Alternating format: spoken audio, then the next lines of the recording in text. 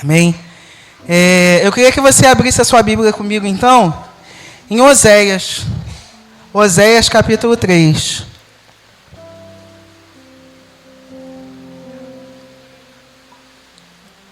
Capítulo 3 não, desculpa, capítulo 6. Oséias, capítulo 6.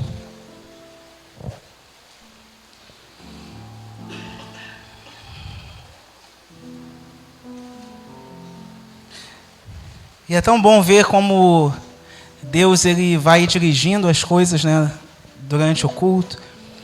E é bom a gente ver como que os louvores já introduziam a palavra e é maravilhoso. É maravilhoso a gente poder cantar, que nós queremos ir mais fundo, queremos conhecer mais a Deus, queremos mais do Senhor. E esse precisa ser o nosso desejo todos os dias. Que você conheça e seja mais profundo mesmo no seu conhecimento de Deus. Todos acharam Oséias, capítulo de número 6? Nós vamos ler o versículo 3, apenas a parte A do versículo, que diz assim: conheçamos e prossigamos em conhecer o Senhor. Vamos todos dizer isso juntos no 3? 1, 2, 3. Conheçamos e prossigamos em conhecer o Senhor. Mais uma vez, conheçamos e prossigamos ao Senhor. Pode se sentar. Glória a Deus. Existe um consenso geral quando a gente fala de conhecimento de Deus, principalmente quando a gente fala isso no meio cristão, no meio evangélico, né? Aqui dentro, eu tenho certeza que se eu perguntar quem conhece a Deus, todo mundo vai levantar a mão. Você conhece a Deus? Ih, está fraco? Meu Deus, eu pensei que todo mundo ia levantar a mão. Então não existe um consenso geral, é isso? Vocês já estão me rebatendo, já jogando por terra a minha teoria aqui. Mas existe essa questão de, eu conhecia Jesus, eu conheço a Jesus, eu estou dentro de uma igreja, então eu conheço a Jesus. E existe essa questão de nós conhecermos a Deus por estarmos dentro de uma igreja, por participarmos de uma comunidade cristã, e existe toda essa questão. O livro de Oséias, o profeta Oséias, ele está profetizando para um povo que conhece a Deus. Está profetizando para um povo, o povo de Israel, e era o povo escolhido de Deus. Era o povo que Deus tinha formado, separado para ele, para que glorificasse o nome de Deus e para que o Senhor manifestasse o poder dele no meio daquele povo. Era um povo que a gente vendo no contexto e vendo na Bíblia, era um povo que conhecia a Deus. Só para a gente entender, Oséias ele está profetizando nessa época. O povo de Deus ele tinha passado por um momento muito bom financeiramente, politicamente. Era um momento que o povo estava, crescendo politicamente, tinha passado por reinados bons, e o povo estava numa situação confortável até então. E aí Oséias entra nesse cenário quando Deus percebe, Deus olha e Deus sabe que o povo, embora tendo um momento talvez bom financeiramente, economicamente, politicamente, tinha se afastado de Deus. E a gente vê, de tempos em tempos, né, se você for ler os profetas, é sempre um apelo de Deus, uma vontade de Deus de se manifestar ao seu povo, de falar ao seu povo que ele estava correndo o perigo de estar longe de Deus. A gente lê Oséias, por alguns momentos, ele fala de juízos que Deus poderia executar ao povo, e talvez a gente pense que Deus poderia ser pesado, né? E tal. Poxa, vai fazer isso? Mas não era o povo escolhido de Deus, não era esse povo que conhecia a Deus. Mas eu quero que a primeira coisa que a gente entenda aqui é que todas as vezes que Deus levantava um profeta, que ele levanta alguém para falar com o seu povo, é porque Deus tem zelo por esse povo. Porque Deus ama o seu povo, Ele levanta alguém e diz, olha, sai desse caminho, para de andar por aí, vem por aqui, eu separei você, eu escolhi você, porque eu quero que você esteja perto de mim, porque eu quero que você tenha um relacionamento comigo. Você está longe por onde você está andando. Esse caminho aí não é o certo. E a gente vai ver Oséias profetizando, e Deus, no início do livro, manda que Oséias case com uma mulher prostituta. Poxa, como que Deus faz um negócio desse com o profeta? Mas muitas vezes o profeta tinha que sentir na carne aquilo, o recado que Deus queria dar para aquele povo. E Deus estava mostrando para Oséias o quão longe aquele povo estava. E compara aquele povo como se ele estivesse em um matrimônio ruim, se deitado com uma prostituta, ou seja, estava traindo o Senhor. E essa não era a vontade de Deus. E se a gente for pensar sobre isso, sobre esse versículo que a gente leu, conheçamos e prossigamos, como eu falei, era um povo que conhecia Deus. Se a gente for olhar assim na história, Israel era o povo de Deus, eles conheciam a Deus. Mas a primeira coisa que me salta assim aos olhos é que como que pode um povo que conhece a Deus, um povo que é o povo de Deus, estar tão longe de Deus? Está vivendo de uma forma tão diferente daquilo que Deus planejou para aquele povo. Deus amava aquele povo, Deus formou aquele povo. E aí eu parei para pensar, que tipo de conhecimento é esse que muitas vezes a gente diz que tem de Deus e que esse povo tinha de Deus? Que tipo de conhecimento? E aí eu parei para pensar numa diferença assim que veio no meu coração sobre conhecimento versus apresentação. Porque quando a gente fala que conhecer uma pessoa, na verdade eu entendo que a fala tinha que ser diferente. Eu fui apresentado a essa pessoa.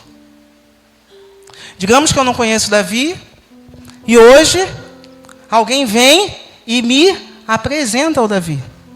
Eu passo a saber o seu nome, eu passo a saber a cor do seu cabelo, eu passo a saber a cor dos seus olhos. Talvez eu passe a saber onde ele mora, eu passe a saber que ele sabe tocar teclado. Mas isso não me faz conhecer o Davi. É diferente. Porque eu entendo que conhecer requer muito mais do que uma mera apresentação. Conhecer vai requerer relacionamento. Vai requerer uma busca maior. Porque sem eu buscar quem é o Davi, eu sei coisas sobre o Davi. Eu fico pensando, né, tem essa galera que é fã, né, de artista e tal.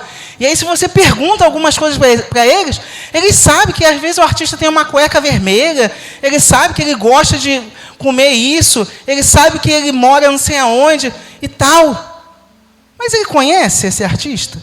Nunca esteve com ele. Nunca passou nem perto. Às vezes lá no show, o artista só deu aquele toquinho assim na mão dele. Ele, que maravilha. Mas, será que conhece? Se a gente for parar para pensar, o conhecimento está em se relacionar.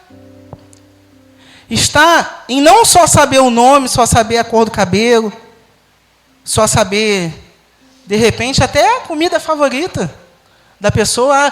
Esse conhece mesmo, né? Sabe até a comida que ele mais gosta. Mas será que isso é conhecer? E é a primeira coisa que a gente tem que parar para pensar. Será que nós conhecemos ao Senhor ou sabemos coisas sobre Ele? Conhecemos a Deus ou sabemos coisas sobre Deus? Se você for parar para pensar no relacionamento, num casamento, é a forma mais perto, né, que a gente fala. No casamento a gente passa a conhecer o outro de verdade. Você namora com a pessoa e aí conhece algumas coisas da pessoa, né? Mas só lá dentro do casamento, irmão, que tu vai conhecer de verdade quem é aquela pessoa, né? Porque no namoro, se você brigar, a gente sempre fala sobre isso, né? Você briga e tal, dá aquela discussãozinha, você vira as suas costas, vai para casa, ela vai para... Ok, cada um para a sua casa. Mas lá dentro do casamento vai ter que dormir do lado dele, do lado dela. E aí você vai conhecer realmente quem é aquela pessoa quando ela está com raiva. Porque no namoro ela pode camuflar isso. Porque enquanto não tem um relacionamento mais perto, ela vai poder camuflar isso. E dizer, não, tá tudo bem. Vai para casa, esmurra a parede, dá com a cabeça no espelho, sei lá. Mas em casa, o negócio é diferente. Porque em casa você vai ter que se relacionar com aquele sentimento. Quando ele fala alguma coisa para você, e aí? A tua reação? Não vai dar para você mais virar as costas e sair e fingir que nada aconteceu. Lá não. No casamento não pode. Quando a gente tem amigos verdadeiros, a gente conhece os amigos verdadeiros, a gente sabe qual é a reação que ele vai ter por determinada palavra que a gente vai lançar, ou por coisas que outra pessoa vai fazer, e o fulano não vai gostar disso não, hein? Eu acho que, não fala isso porque ele não vai gostar disso, porque a gente conhece, porque a gente tem relacionamento. E o pastor outro dia desse pregou sobre isso, sobre amizade. Ai, amiga, nunca viu. Ô, amigo, nunca viu. De repente, aquela pessoa lá do teu trabalho, que você trata como amigo, não é nada teu amigo, você não conhece. Só está com ele lá nas 12 horas de plantão, ou sei lá, nas 8 horas que você trabalha com ele. Isso não é relacionamento. Ou é um tipo de relacionamento, mas extremamente profissional. As pessoas se camuflam no seu trabalho. Minha esposa trabalha em RH e sabe muito bem disso. Que na hora da entrevista é uma coisa, mas quando vai ver é outra. Conhecimento é muito diferente de apresentação. E aí, a gente vê que muitas vezes nós, como cristãos, a gente sabe muitas coisas sobre Deus, mas a gente não conhece Ele de verdade. E a gente precisa fazer isso. Eu já vivi uma época da minha vida, quando mais jovem, que eu ainda sou jovem, né, claro, isso aí não tem nem dúvida. Quando mais jovens, os adolescentes concordam comigo. Quando eu era mais jovem, eu sabia muitas coisas sobre Deus. Não estou dizendo que hoje, o expert vive face a face com Deus. Não, não é isso. Eu sabia muitas coisas sobre Deus, sobre pregações que a gente ouvia, sobre homens e mulheres de Deus que chegavam e nos apresentavam muitas coisas. Mas como? Como então conhecer ao Senhor? Como então gerar esse relacionamento? A liderança da igreja está dando uma ferramenta, uma ferramenta para a gente. Para você que quer passar a conhecer mais o Senhor. A oração, irmãos, ela nos aproxima de Deus. A oração, irmãos, nos faz conhecer o Senhor. Porque diferente de muitas pessoas que acham que a oração é você só falar com Deus, tem um momento que você ouve o Senhor. E a gente começa a entender que a gente está conhecendo o Senhor, irmãos, quando a gente começa a se relacionar com Ele. E é mais legal saber, é mais interessante saber que o nosso conhecimento de Deus, quando a gente começa a se relacionar com o Senhor, através das nossas orações, através dos louvores que a gente canta no momento de devocional, a partir do momento que a gente pega a palavra do Senhor para começar a ler, para começar a entender quem é esse Deus, para começar a conhecer esse Deus, nesse caminho de conhecimento do Senhor, Deus permite que a gente conheça nós mesmos. E isso é tão bom, porque a gente às vezes entra em algumas áreas das nossas vidas que a gente até então não tinha entrado, e Deus permite. Ei, olha isso aqui, olha isso aqui. Deus começa a dar luz a algumas coisas em nossas vidas que a gente até então não tinha visto. E a gente passa a conhecer Deus e ver quem Ele é, e reconhecer o Senhor como um Deus tão grande. E aí a gente passa a olhar para a gente e ver que a gente precisa tanto dEle, que a gente é nada sem Ele. E esse caminho de conhecimento é um caminho maravilhoso. Mas Deus, Ele, como eu falei no início, o caminho de conhecimento do Senhor não é um caminho que a gente conheceu e acabou.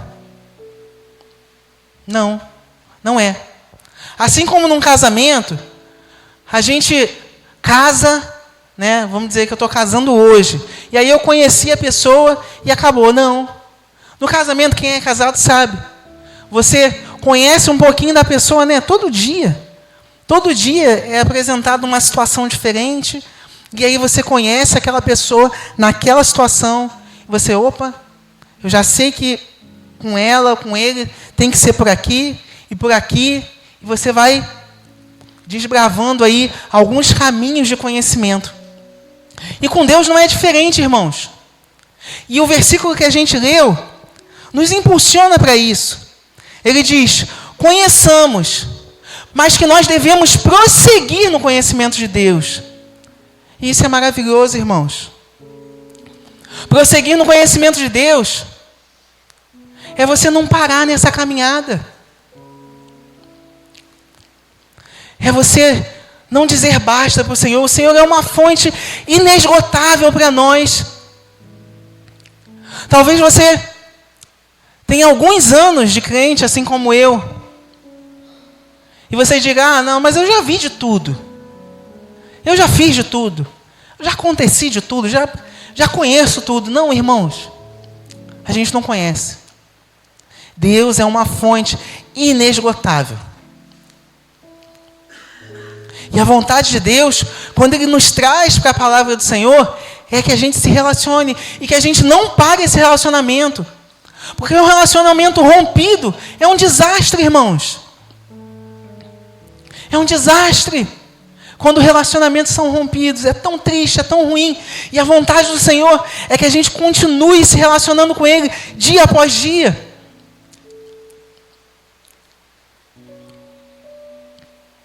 E aí, eu pensei, como que é esse prosseguir no conhecimento do Senhor?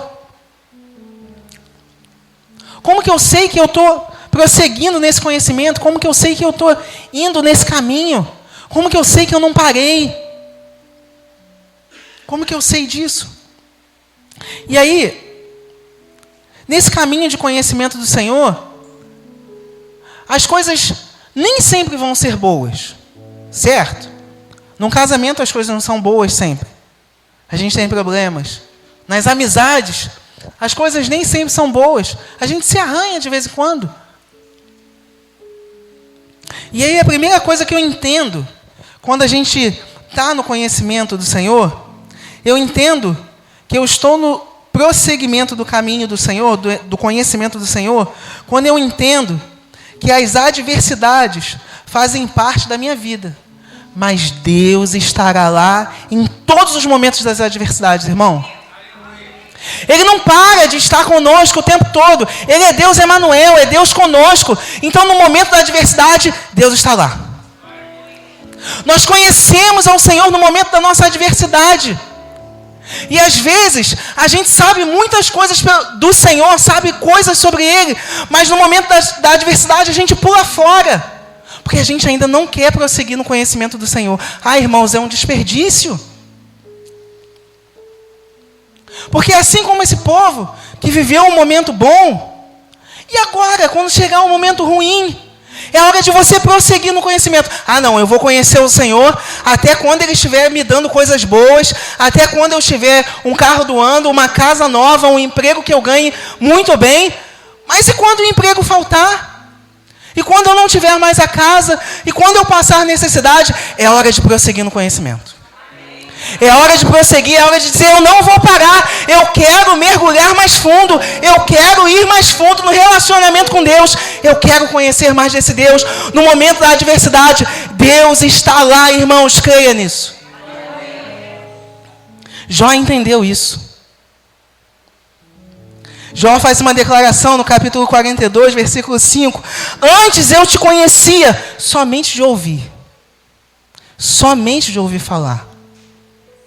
Quantos de nós, irmãos, e eu já vivi assim, quantos de nós, de repente hoje está aqui e conhece a Deus só de ouvir?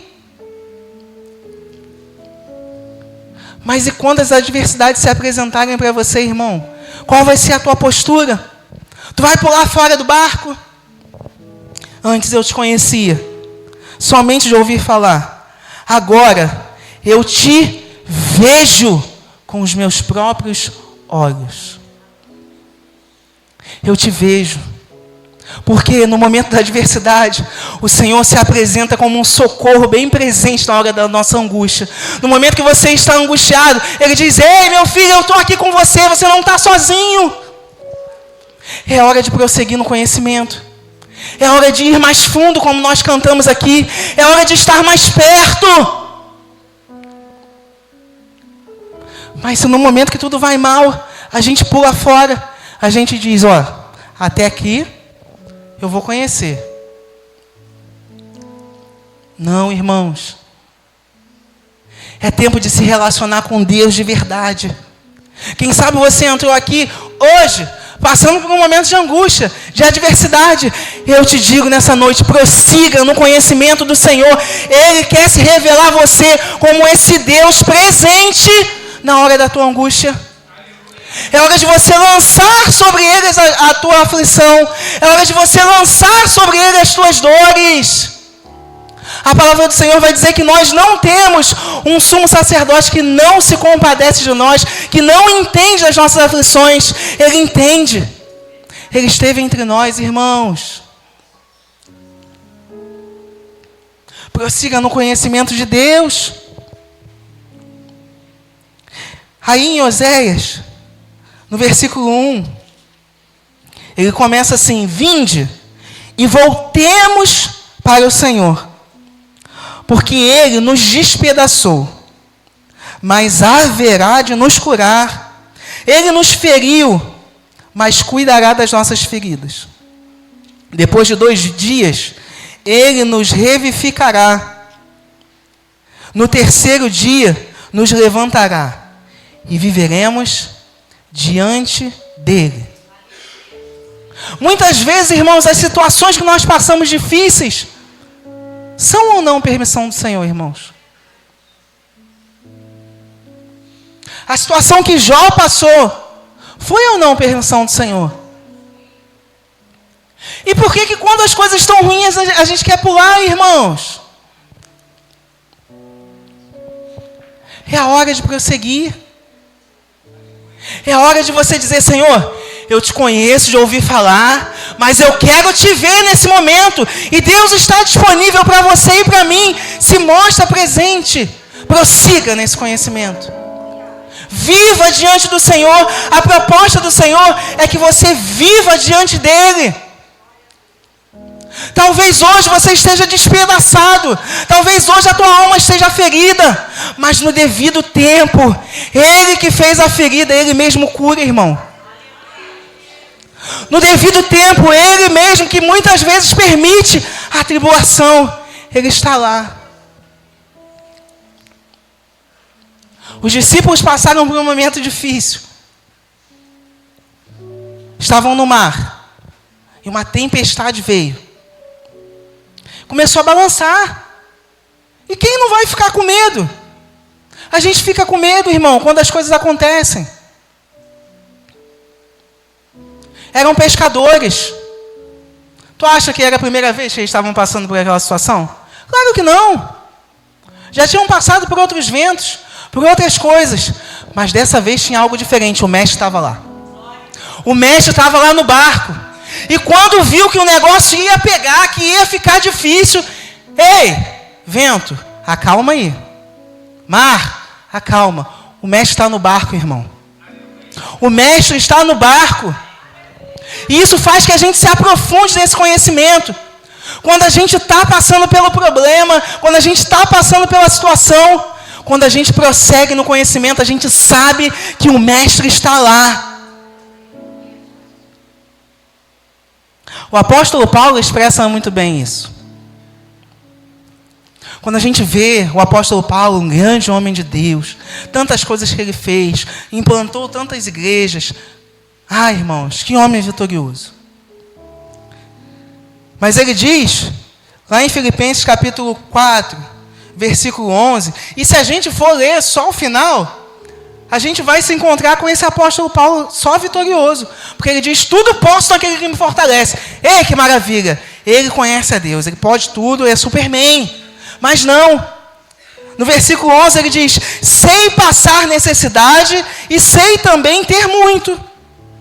Tenho experiência diante de qualquer situação e em todas as coisas, tanto na fartura e na fome, tendo muito ou tendo enfrentado escassez. Aí ele fala, tudo posso naquele que me fortalece. Só que a gente só conhece essa parte, porque a gente conhece coisas sobre Deus. Mas Paulo estava prosseguindo no conhecimento de Deus. Ele sabia que no momento da escassez, Deus estava lá também. O problema, irmãos, é que o evangelho muitas vezes hoje está sendo pregado só de forma que, você vai aceitar Jesus e vai parar de sofrer. Coitado! Não vai ser.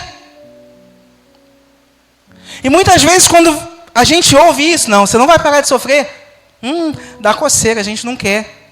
Porque a gente só quer conhecer o Deus que opera maravilhas, e Ele opera mesmo. Mas vai ter um momento, irmão, que não vai ter maravilha, não. Vai ter um momento que vai ter só você e Deus no seu quarto. E muita lágrima. E é nesse momento que a gente prossegue no conhecimento de Deus. É nesse momento que a gente vai mais fundo. É nesse momento que Deus se revela a nós e a gente consegue ver o Senhor. Prossiga no conhecimento do Senhor. Quando as adversidades forem muitas, irmãos, prossiga, não para. Não para. A outra coisa que eu vejo aqui, que eu estou prosseguindo no conhecimento do Senhor, é quando eu entendo que a obediência a Deus é muito mais do que uma vida de religiosidade. Obediência, irmãos. E esse povo estava experimentando muito bem disso. O Senhor levanta Oséias para falar, ei, vocês estão sendo desobedientes. Vocês estão sendo infiéis. Vocês pararam no conhecimento. Era um povo, irmãos, que viram muitas coisas do Senhor ou não? Viram muitas coisas, viram o mar se abrindo, viram água saindo da rocha. Meu irmão, viram rios se abrindo, 10 pragas. Mas em muitos momentos eram desobedientes. E quantos de nós, irmãos, não paramos o nosso nível de conhecimento, se é que pode se falar nisso, né? De níveis de conhecimento, não gosto muito de classificar assim. Mas nós paramos a nossa caminhada de conhecimento do Senhor porque somos desobedientes. Eu sei que eu estou no caminho de prosseguir no conhecimento do Senhor quando eu entendo que a obediência a Deus é inquestionável. Quando eu entendo que o Senhor é soberano e que a minha vida depende dEle. E que Ele me ama, irmão. O problema é que a gente às vezes quer obedecer ao Senhor, como o diácono Ciro falou aqui, por medo. Errou. Vai errar sempre. Quando a gente obedece por medo, na verdade não é obediência, né? É medo só. Quando a gente é criança, que a gente vai botar... Se você botar a mão aí, eu vou te bater! É obediência? Pode até ser, mas é mais medo que uma pessoa maior do que eu gritando comigo, falando que vai me bater. É medo. E com Deus, irmãos, não é diferente. Se você faz as coisas para Deus, porque você tem medo de ir para o inferno, irmão, você não entendeu ainda. O conhecimento de Deus não é esse. O conhecimento de Deus e o prosseguimento desse conhecimento é entender que Ele te ama. É entender que Ele deixou a palavra do Senhor para ser obedecida porque Ele nos ama. E não porque Ele quer nos punir. O prazer do Senhor não é nos punir. Muita gente tem a ideia, né, de um Deus que está lá, vou preparar aqui o inferno. Não é, irmão. A gente conversa às vezes com os adolescentes, né, e a gente fala sobre a volta de Jesus. E aí muitos deles falam que falta luz. Ai, meu Deus, voltou! Não é medo, a gente fala disso. Aí, faltou luz. Deixa eu ver se a minha avó está aqui. Se a minha avó está aqui é porque Jesus não voltou, porque ela é crente. Então, é medo.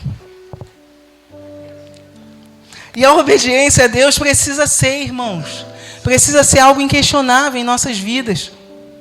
No versículo 6 aqui de Oséias, ele fala: pois eu quero misericórdia e não sacrifícios, e o conhecimento de Deus mais do que os holocaustos. Deus estava dizendo para esse povo que fazer aquilo que Ele mandou era ruim, porque eles tinham algumas regras, eles tinham alguns sacrifícios que precisavam ser cumpridos anualmente. Eles tinham algumas coisas que precisavam ser cumpridas. Mas Deus estava dizendo para eles que vocês estão fazendo isso da forma errada. Vocês estão fazendo isso só porque todo mundo faz. Só porque vocês têm uma religião. Só porque vocês têm que vir para a igreja todo domingo, assistir a escola dominical. É só por causa disso? Está errado. Faça por amor. Faça porque me conhece. Faça porque quer se relacionar comigo. Esse é o apelo do Senhor para nós, irmãos, todos os dias. Eu quero relacionamento. Eu quero uma vida de misericórdia. Eu quero uma vida perto de mim. Eu não quero que você venha só para a igreja porque é legal, porque você não tem mais o que fazer no domingo. Você não quer ficar vendo Domingão do Faustão. Aí você vem aqui. Não é para isso. Mas eu leio a Bíblia todo dia. Leio a Bíblia, eu estou fazendo a leitura cronológica que o pastor falou no início do ano. Não pestanejei nenhum dia, já estou lá certinho. Se a Bíblia não está fazendo valor, sentido, está errado. É só sacrifício vão. É só sacrifício. E a gente acaba querendo alcançar as coisas com Deus pelo que a gente faz, né? Porque a gente é muito bom. Mas eu não roubo, eu não mato, eu não tenho gato na minha casa, eu não sei o quê. Se você faz tudo isso só porque você é evangélico... Não, eu não faço isso não, a gente vê muito isso, né? Não, eu faço não, porque eu sou crente.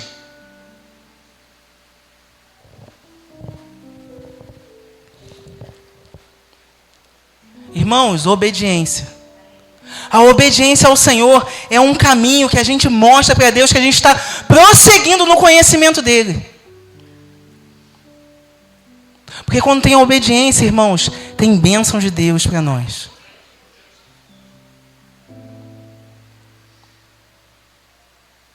Aí a gente vê, de repente, todo mundo sabe, né?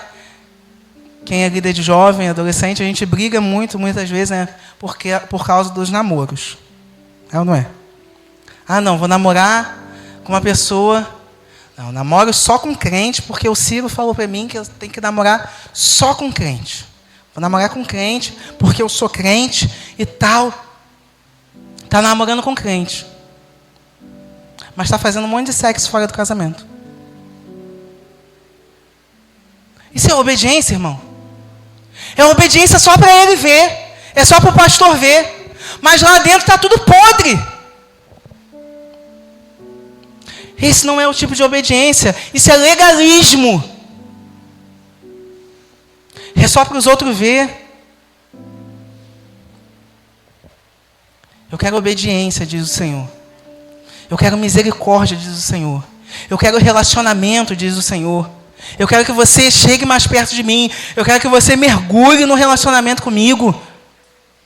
É isso que o Senhor diz para nós.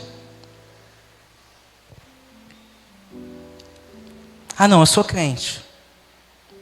Sou crente. Todo mundo sabe que eu sou crente. Mas chega em casa, você é o primeiro a falar mal da sua liderança.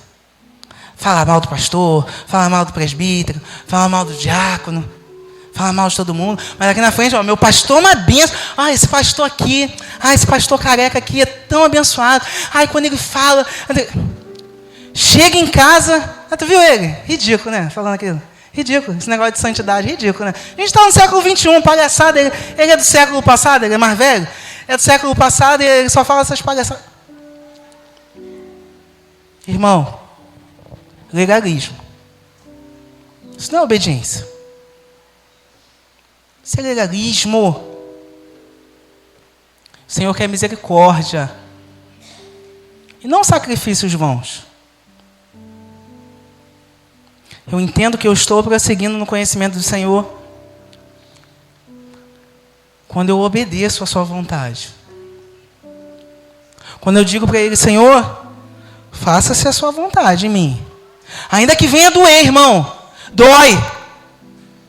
Dói quando uma pessoa fala um negócio atravessado para você e porque você quer fazer a vontade do Senhor, você engole aquilo e obedece ao Senhor.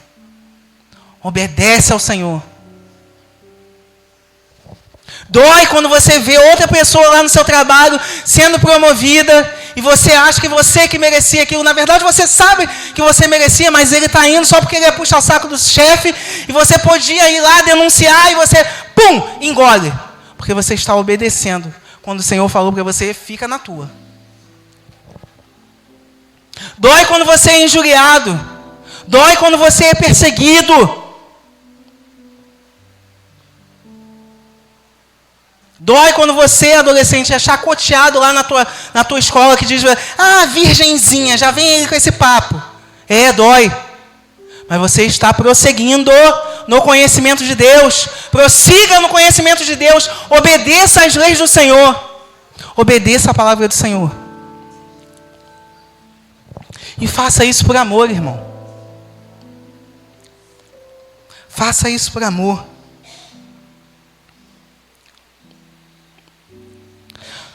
Irmãos, tudo isso que nós falamos aqui só vai fazer sentido se nós amarmos ao Senhor de verdade. Porque você só investe num relacionamento quando você ama. Você ama. E amar, irmãos, não é ser falso, né? Eu amo, sim. Não, é você ser sincero. É quando você está chateado, você dizer, não gostei disso que você fez. Não gostei. Só que a gente acha que às vezes Com Deus, Deus está lá e a gente está aqui. Tem uma distância lá, grandona, Deus. Ó, não posso nem falar isso para ele, porque ele já viu. Ponto número 1, ele já viu. Ele já sabe. E às vezes a gente está chateado com um monte de coisa, inclusive com Deus. E a gente não é capaz de falar isso para ele. Senhor, estou chateado. Eu não gostei disso. Eu não gosto de fazer isso. Não quero fazer isso, Senhor. Não quero. A gente fala muito isso com os adolescentes. Seja sincero com Deus, irmão. Fala para ele o que está acontecendo dentro de você. Fala para ele, Senhor, não quero fazer isso. Não estou afim de fazer isso. Mas eu vou fazer, vou obedecer porque eu amo o Senhor. Porque eu amo o Senhor, porque eu entendo que esse relacionamento vale a pena. Porque vale a pena seguir no conhecimento do Senhor. Porque vale a pena prosseguir nesse conhecimento. Porque vale a pena, irmão.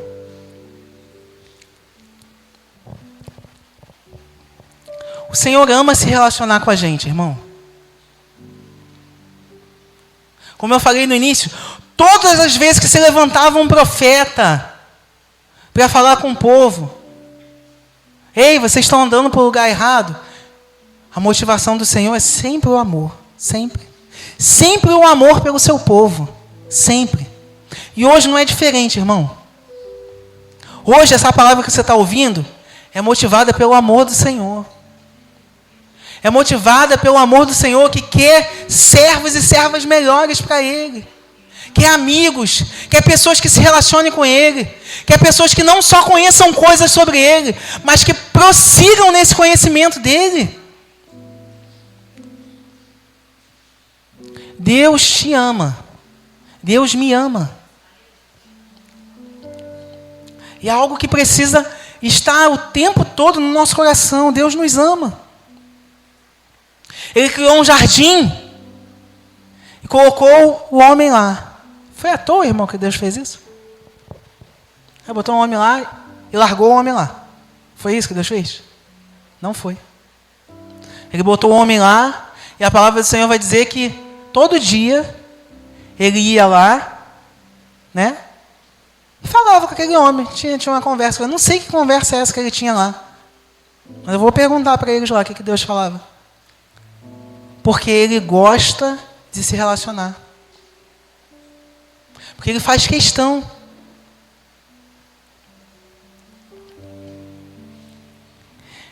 Ele separou um povo escolhido, o povo de Israel. Foi por quê? Por amor, irmãos. Por amor ao seu povo. Para que a glória dele fosse manifestada através daquele povo. Ele escolheu um povo, ó, eu vou amar esse povo aqui, eu vou zelar por esse povo aqui. E Deus o tempo todo se manifestava àquele povo. E Deus o tempo todo se revelava àquele povo de forma amorosa, muitas vezes corrigindo como um pai que corrige os seus filhos, porque o pai que ama, ele corrige. Não vai deixar o filho fazer qualquer coisa, vai? Não. Ele corrige porque ele ama. Ele nos ama. E por fim, irmãos, ele enviou Jesus. Ele enviou Jesus. Jesus veio até aqui essa terra. Para pensar nisso, irmão. Jesus veio até aqui, a essa terra. Se colocou num corpo ridículo, porque é ridículo. Pensando na majestade do Senhor, esse corpo aqui é ridículo. Ele sentiu dor, ele foi humilhado, ele sentiu fome, sentiu sede, ele chorou. Mas foi tudo porque ele nos ama. Foi tudo porque ele já nos via, ele já sabia que você ia estar aqui hoje. Ele já sabia, lá na cruz, quando ele já sabia que o Igor ia estar aqui pregando essa mensagem hoje. Ele já sabia que você ia estar aqui ouvindo essa mensagem. Porque Ele te ama, Ele se entregou por você, irmão. E qual é a nossa resposta a isso? Eu queria que você saísse daqui com essa inquietação. Qual é a minha resposta ao amor do Senhor? Quando Ele diz para mim, me conheça e prossiga no meu conhecimento. Não é hora de parar, irmãos.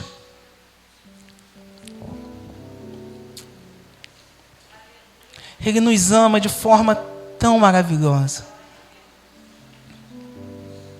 que cabe a nós, irmãos, somente corresponder. Como? Irmão, Deus vai te mostrar como que Ele, o que Ele espera de você. Esse Deus é tão lindo, tão maravilhoso, que Ele mostra para a gente o que Ele espera da gente. É um relacionamento sadio, seguro.